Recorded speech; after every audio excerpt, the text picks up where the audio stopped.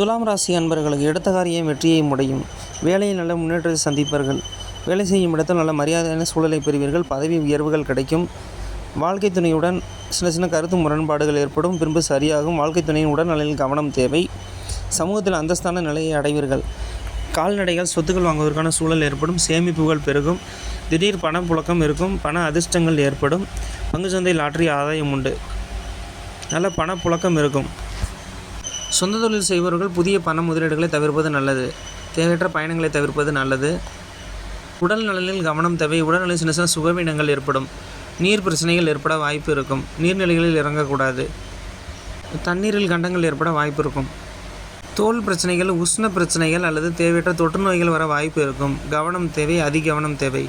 நீர் புகழை அடைவீர்கள். புகழ் வெளிச்சம் உங்களை சேரும்.